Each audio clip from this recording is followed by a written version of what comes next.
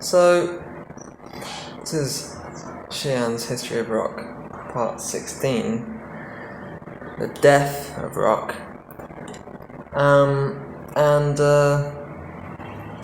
I think many musicians and fans alike would consider rock dead. That is to say, it ended, it stopped being a fashion, it stopped being an epoch. The 20th century and the industrial age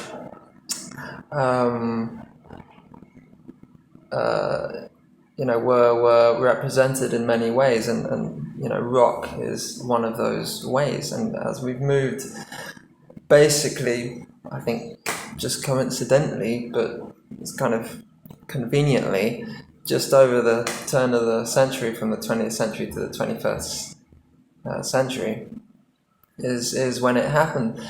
Now we're in the information age, and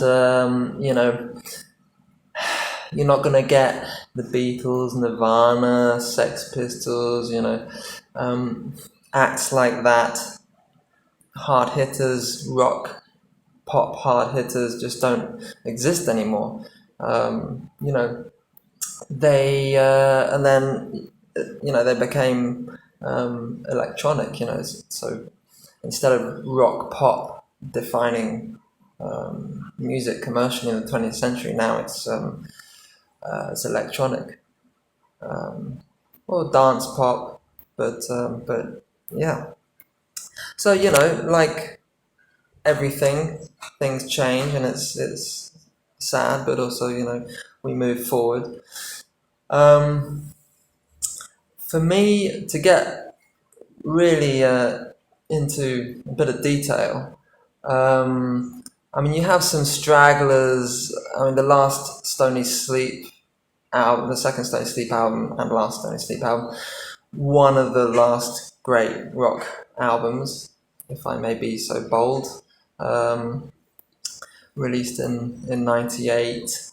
Incubus Science, one of the last great rock albums from 97, just crazy, almost like, I suppose, prog metal, insane, big Mr. Bungle influence. This is an absolute must hear. As a rock fan, you must hear that. Incubus Science, and the first, I'd say for me, the second and third Supergrass albums, In It for the Money being like the best for me, is a wonderful rock album.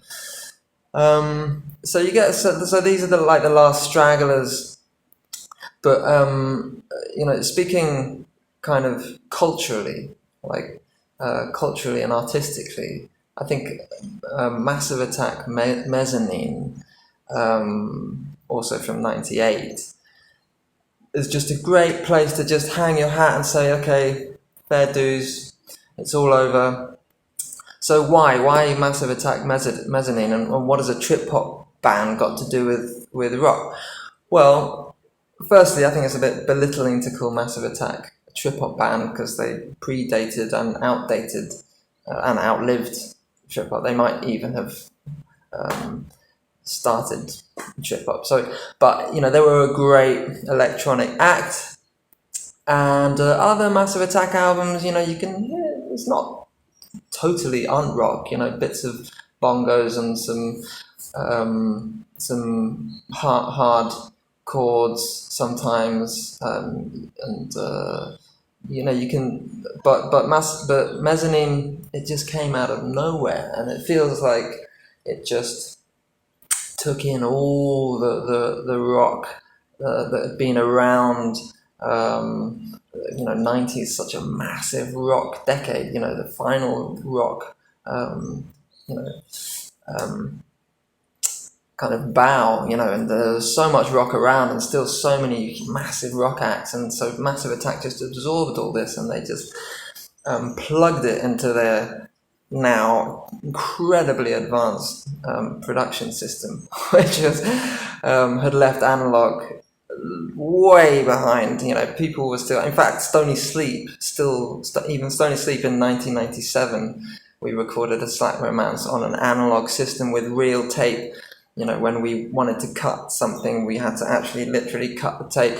Meanwhile, Massive Attack, looking at hundreds of years into the future, already using digital software and working at unbelievable speeds. And I mean, the thing is, Mezzanine was a rock album. That's why I'm using it as like this this like monumental event. The death of rock. Why? Because it is a rock album. It's a cyborg.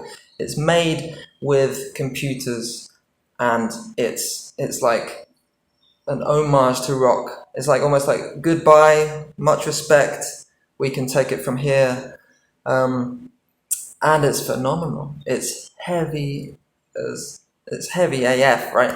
And it's guitars, big drums. They have electronic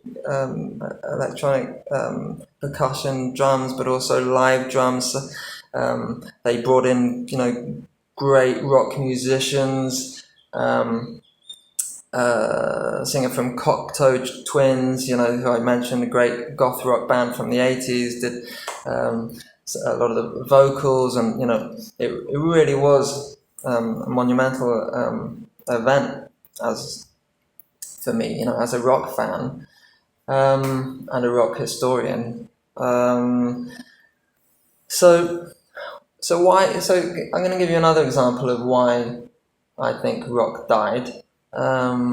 This paints a picture of maybe a more exact picture, right? Instead of an electronic band touching on rock, a rock band became electronic. This happened a lot. Started to happen through the 80s. New Order went more and more electronic, and continued to happen.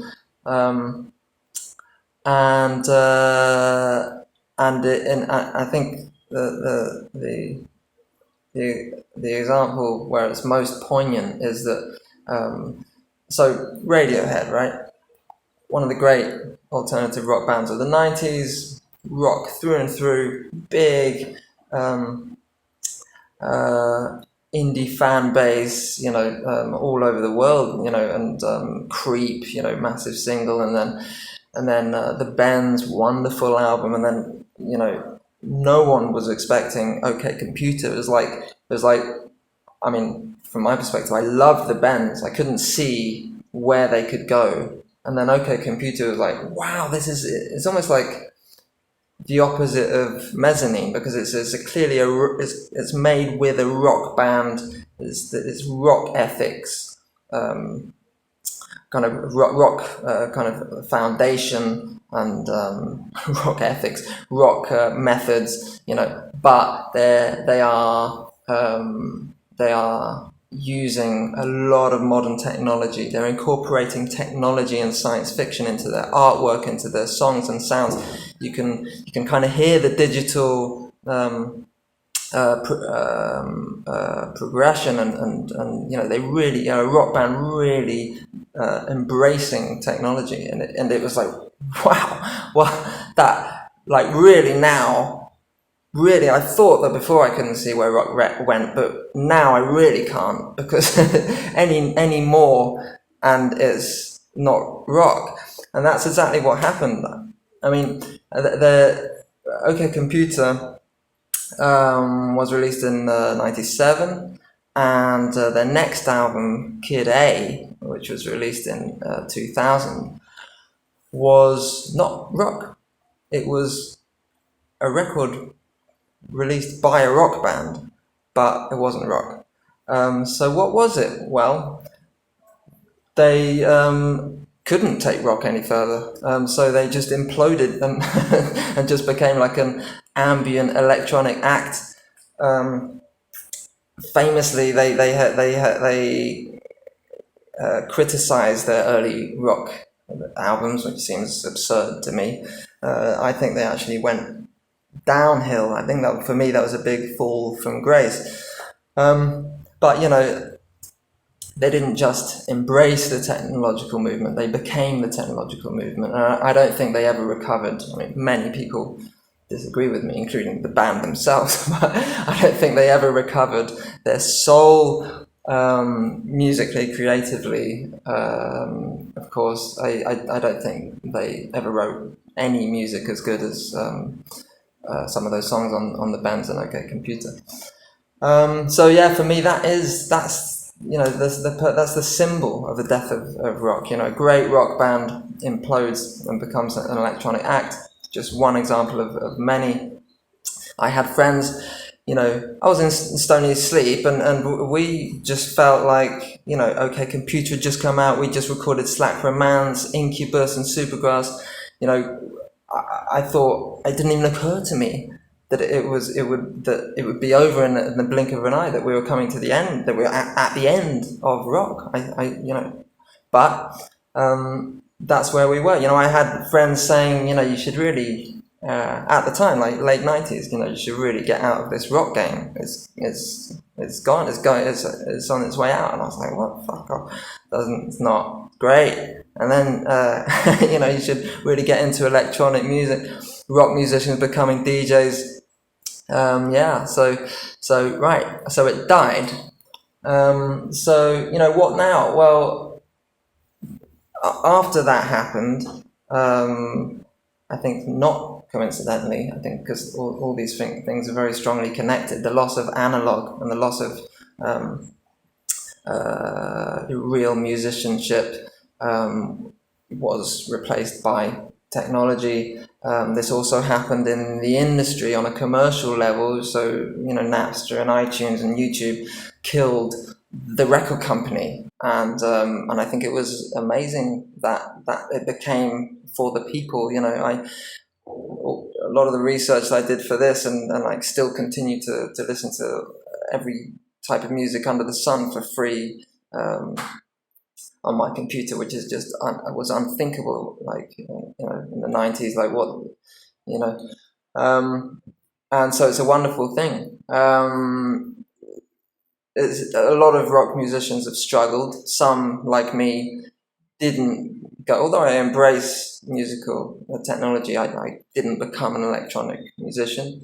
I've stayed with rock. I still produce my own rock music, which I suppose I draw mostly on 70s, like punk and prog, but I think for an outsider it must just sound like a throwback to the 90s, just so obvious that I, came of age and became a musician in the 90s. It still sounds very much like that. My new band, my current band, Genre 18. And lots of bands did that. I already mentioned the Detroit Cobras. A lot of these bands I haven't mentioned because they weren't pioneers in creating new sounds, but sometimes great bands. The Cramps, B-52s, Shannon and the Clowns. All these bands drawing on like surf from the 50s and 60s, surf and garage music from 50s and 60s. Dukes of Stratosphere, a great example of a throwback, like vintage band from the 80s that sounded like. I mean, my brother played me that, and I thought wow! I didn't know people were doing that in the 60s. Like, what the hell? And he went, no, they're not. Then I found out they're not from the 60s. They were an 80s throwback band who just perfectly encapsulated like prog psychedelic they just sound like an incredibly innovative prog psychedelic band from like mid 60s. It's just amazing.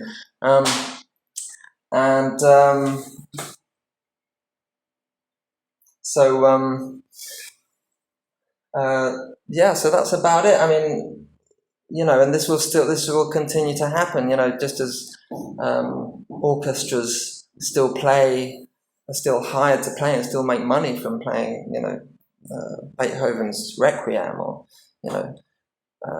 Chopin's Nocturnes. one imagines that